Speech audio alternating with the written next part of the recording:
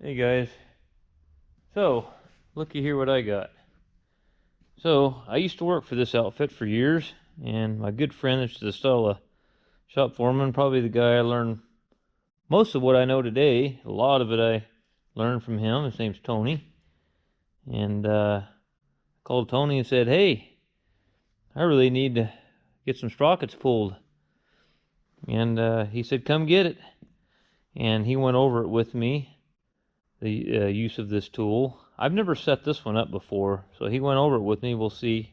Tony watches me work on junk too, so hell of a good guy. I mean, just salt of the earth, guys like that. Anyhow, here's another thing. So, YouTube viewer that's already turned me on, he sent me loose on a guy's dozer that was a TD25E that Rocky used to own. And anyway, he set me loose on the guy that bought it from him, and that's the guy that you guys saw me. I had the whole ass end out of it, replacing them hoses back inside the mainframe. Anyways, this guy used to be a big pipeline contractor, had all kinds of equipment. I mean, he had a lot of iron, a lot of big iron too. Excavators, cats, I mean, you name it. And he had all the tooling too, so I just thought, if anybody knows where some of them tools are, I bet Rocky knows where they're at. Sure as heck, he says, I got a couple different sets of those sitting up there in storage containers. So, anyways, I'm going to buy the tooling from him. Basically, I'm getting the tooling, and he said he wants me to... Basically, I'm buying the welder and the wire, and I get the tooling thrown in with it. And anyways, all I'm going to say is it's a killer deal. It's a sweetheart deal. He's got a Lincoln 440 volts or 460 volt three-phase welder with 2,200 pounds of wire sitting in the boxes, sitting in a storage in a building somewhere. He said, you buy the welder and the wire and you can have the tools. I said, yeah, you bet. So I was kind of wondering, I know I'm getting off a little bit off topic here, but I just thought about that. I wonder, is there 3 wires coming into this building, or I could get 3-phase wired into this old building? I think there is 3 wires, because that would be sweet if we could use that big welder for doing cutting edges and stuff. What do we got here? What do we got? Yeah, we can do 3-phase here. There's three legs coming in. There's the ground. We can do 3-phase here. Trent's dragging in this Dodge pickup, and then he's going to help me with this, but he'll get more experience on the other side of the cat, because we're going to do both sides and pop them off. So yeah, that's the thing. I'm going to have my own tooling here, but now I don't know. Rocky, he couldn't remember what he had, so he knows that they had like D8Ks and stuff. He knew it pulled those sprockets, which I know that the cat tooling, because I've used those before, you just got to buy the adapters. So if I have to buy the adapters for the D4, that's all I really need. But this is an OTC tool. Tony bought this from OTC years ago, and this is 100 ton. Here's the pump for it right here. Okay, so Tony gave me a sheet of paper, which I probably left in my pickup, but I do remember what it said. And that's for putting it back on. For pulling it off, it don't matter. But for putting it on, you want to go to about 25 ton, pushing it on. At 25 ton, this will be at 2,300 PSI. So bear with me. I haven't set this one up. I'm going off just a little bit of time I spent with Tony this morning when I went down to Reading and got the tool. So he specifically told me to put this on first. This color here goes on first. Okay. So then we'll take the big threaded rod. I wonder if do we gotta pull that key or anything, or is that gonna be a problem, or? Oh, I need to jack this thing up. Guys. Let me get a jack handle and jack this up on the side. I forgot about that. I let it down on the rails last night. kind of weird. I hear everybody calls it track chain back east. Every one over here calls it rails. It's just totally. It's like if you call a track man up there in Spokane, you go, I need a set of rails for the D4, and he goes, he knows exactly what you're talking about. If you call somebody back east, you tell them you need a set of rails, and they go, what? Track chain is what they call it over there. So.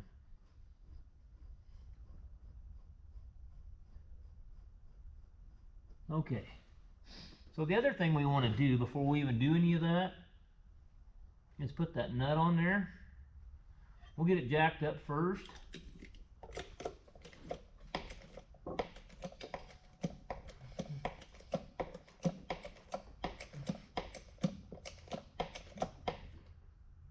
Okay.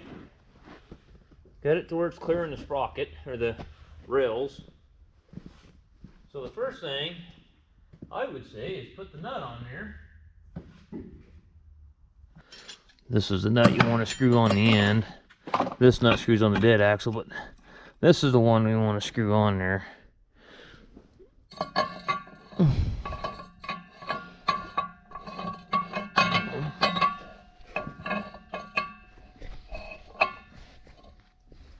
Turn it around maybe.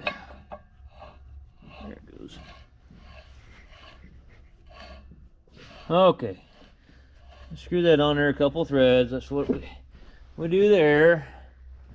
Okay, I'm gonna set this here camera up here on this chunk of iron right here, and you can watch us set this thing up. Okay, so the next thing you want to put on there is this collar here, like that. Then you take this giant threaded rod.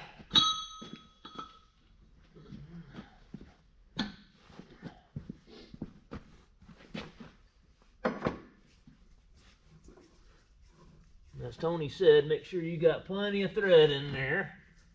So we're gonna screw her butt in as far as we can screw it in. If I can get the damn thing to start.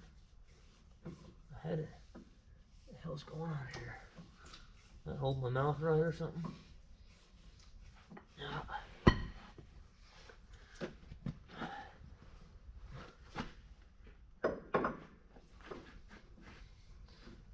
There it goes.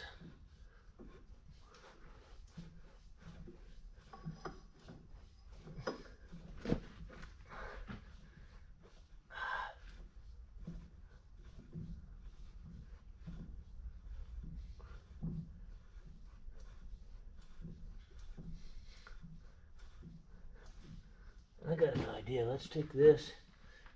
This can go on next. Slide over this. Maybe that'll help center it.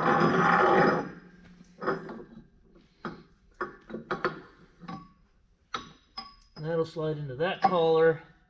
And that'll come up against that.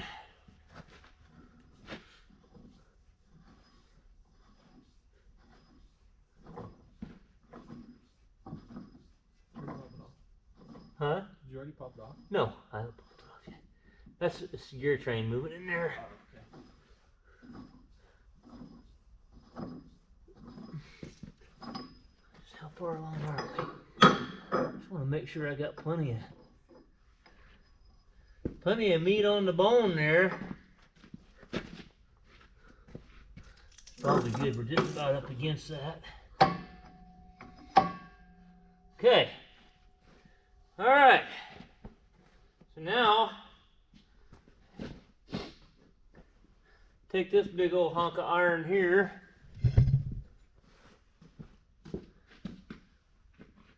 Okay. Let's see here. Let's go. Looks like it's. Looks like they use it the other way. I'm trying to figure out which way that's supposed to go on there. Hang on a second. Let me figure this out. I mean, the press is going to go on next. This is going to go on next, I think. See, and then that's coming up. Look at the. Oh, yeah. See the mark here? That's coming up against here, I'm pretty certain. Yeah, because that's gonna, this is gonna push against, the flat side of this is gonna push against this, and then that's gonna be on the other side of it pushing on that with the arms attached to it. So So let's put this on next. Let's get the truck started.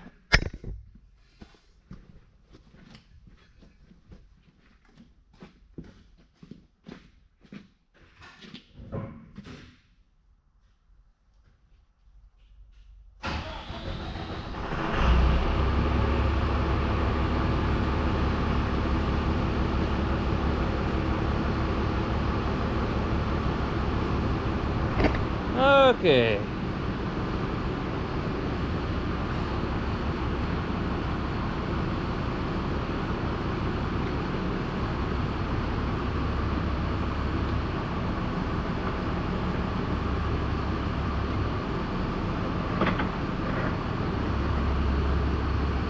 Going in like that.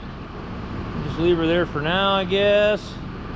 Now we'll throw that big heavy chunk of iron on there.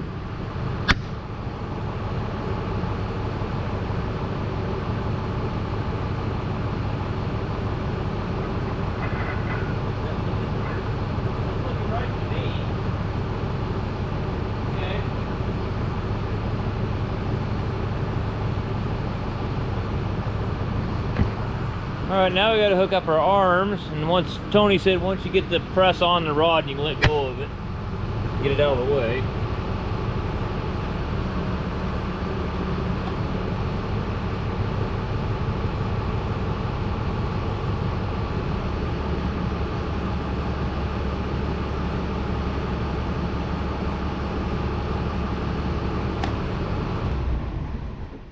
Okay. So now we gotta hook up the arms. Okay, so I think what we do next is these are gonna thread in. I'll try to get you a little closer as I can here. Here, we'll sit you right on top of this here, on this here handle, if it'll stay there. Oh, why don't I just sit you right here? Okay. It's not pointing. Oh shoot, it's not pointing the right direction. Okay, I gotta make sure that I'm seeing what I need to be seeing there. So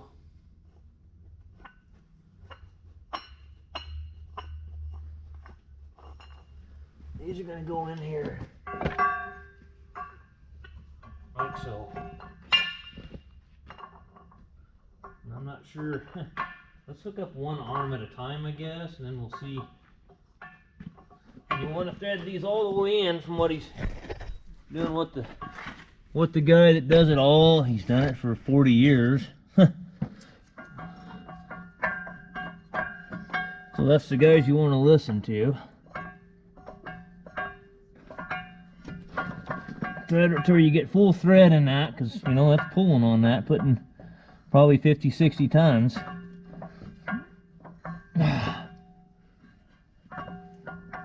Okay, that's pretty much full thread right there. Now let's go a little more. Okay.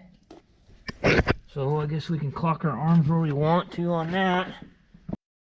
So something happened to the audio again on this thing. I think I got the holes plugged up in the thing again. I'll have to blow them out. But anyway, so it takes a little bit to get the arms on it where it needs to be. I kind of screwed around there probably a lot longer. It's the first time I've ever set this tool up, but just took a while to get them straightened out to where I could get the pinholes and everything lined up on it.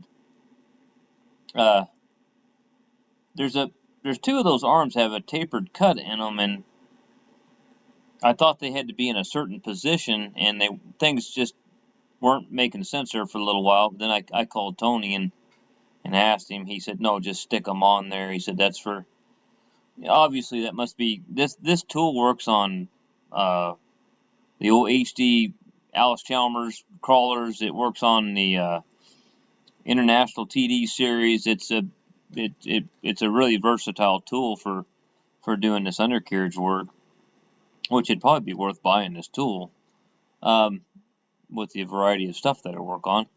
But anyways, he said that's just for a different setup. He said on all they've got is these D4ds. They've got a D8H and they got a D6.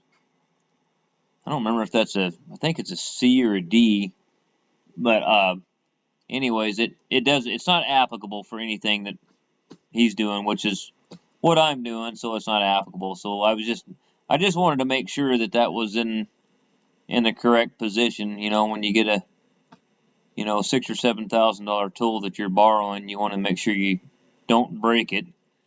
So yeah, just trying to get everything lined up on it to where everything's heavy. There ain't nothing light about any of this. So uh, you just got to get the arms and clocked right, and then I kind of figured out later on that it was easier to get the arm actually hooked into the sprocket end, and then hook it into the yoke end. It was easier that way. But anyhow, so I'm gonna have to do a lot of voiceover here because it's screwed up for the rest of the deal here. So I must have got grease on my hands or something, and the little mic holes on this camera are right in the side of it. So every time I grab it, if I have grease on my fingers, it just plugs up all the mic holes in it, and then I blow them out, and then the camera's fine again. So sorry about that. I mean, it kind of comes with the territory in this profession that I'm in, especially with all this heavy equipment that's greasy and nasty. It's kind of hard. I guess you got to pay more attention. Okay, so we had a little bit of trouble with this one. As you can see here, what I'm going to do is pump this thing up, and I'll explain to you after you see what happens, what's going on with it. Most of the time when you put these on, if you read the CAT service manual, it tells you to put them on 20 to 25 tons, which I explained to you earlier was 2,300 psi on this gauge, and that was 20 to 25 ton. It was 2,300 psi. So what I'm doing on this one is I'm putting about 4,500 psi on it, and then I hit it with the sledgehammer, and see, it came loose. So what was going on there? We were getting up to 5,000 psi, which, if 25 tons is 2,300 psi, so you're getting pretty close to 50 ton. Well, that's way too tight for this cat. It shouldn't be 50 ton to get that off. So I asked Tony, and Tony said somebody just probably pushed it on there too tight when they pressed it back on. So anyway, we were going to 5,000 psi on the gauge, and what happened is there's a relief valve inside that piston, and that relief valve kept lifting, which is kind of odd. That's a 10,000 psi. It says 10,000 max operating psi right on the piston, but it's got its own relief valve in it, and that thing was lifting at 5,000 psi and blowing oil everywhere. So I called Tony because I was a little nervous. I just didn't want to screw a tool up or break something. So I called him, and he said, well, we don't usually go that high. He said usually they pop off there at about 35, 4,000 psi. So Tony said, get a sledgehammer and put about 4,500 psi on it, and it should hold pressure. And he said, just whack it with the sledgehammer, and if it don't pop off with the sledgehammer, he said, take the torch, heat up that sprocket right around there where it meets the hub, and put the pressure on it again. It should pop off of there. So luckily we got it with just one swing of the hammer, and anyway, everything seemed to work out pretty good. If the audio wasn't messed up, we did the other side too, and I've got it on video camera, and I let Trent pretty much set up the whole other side. I helped him, but he did most of the work. So I really wanted him to learn as I'm learning too. So I'd never set one of these up. I've had a lot of finals and parts and different cats. I really never had that many finals apart in these D4ds. When I worked for this company, we had 20. They weren't all D4ds. I mean, we had anything from old D2s. I think we had a Devon. What is that? A D2? No, we had a D47KU. I remember we had one of those, and then we had a bunch of D4Cs. We had a bunch of regular D4Ds, and we had a bunch of D4D SAs, and then that's what we pulled our harvest equipment through the field with during strawberry harvest during the fall. So all all those cats stayed down in Reading, and I was the mechanic up in McDowell. So most of the breakdowns that we had on those dozers, usually I dealt with during harvest time. We didn't, all that undercarriage work was done in the off time, in the off season. So the cats were completely ready to go. So there's a low elevation harvest and a high elevation harvest. Well, this is the high elevation up here. It's done first because of the cold weather. And then, so they dig those strawberry plants, and then they would go down and dig the low elevation strawberry plants with all those dozers, and they'd haul them all the way down to Manteca and dig them down there and for low elevation. And then any of that undercarriage work that needed to be done, some of them, if they were bad enough, if we didn't catch them in time, they would do them before they went to Manteca. But most of the time, they'd do them after Manteca, and even in the summertime, those guys down there. And there was 4 or 5 mechanics in the main shop down in Reading, and I usually dealt with all the rubber track machines, all the Challengers, all the ag tractors, and all the pickups and all that stuff. I dealt with all that stuff most of the time. But most of the time, when they were up there, when I first started working for that outfit, all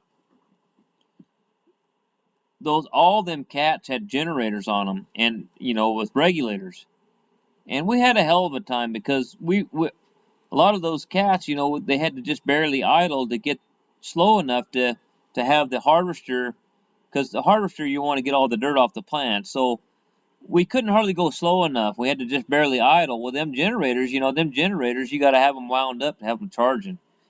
We finally, when I was there, we swapped a bunch of them over, and that was the best thing that we ever did, was swapping them damn generators out and putting them alternators on. But anyways, this ain't much of a video. I'll get my shit together and get my mic holes cleaned out. I've got a couple of cordless mics, but I don't know. Maybe I'll have to help Trent. Maybe he's more computer savvy than me, but I don't know. I couldn't get them to pair up and get them to pair up to the GoPro camera for nothing. So anyhow, I was showing Trent here what the dual cone seals look like and where they wear at, and how what to look for on those. These here, I think we're gonna reuse them. They're not that bad. They're not worn down that bad. So anyways, appreciate it, guys. We'll get to you on the next one.